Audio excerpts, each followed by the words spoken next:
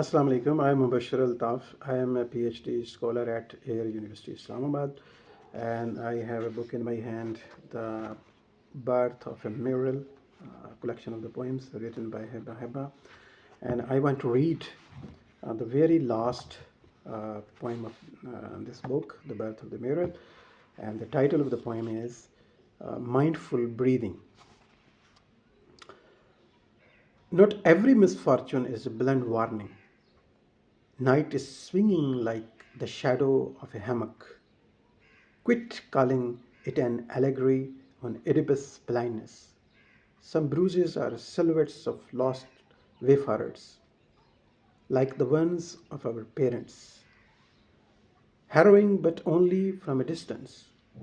To wander with an air of bliss is to imitate the perennial magnolias in every other ghost garden home. Take off your tinted glasses.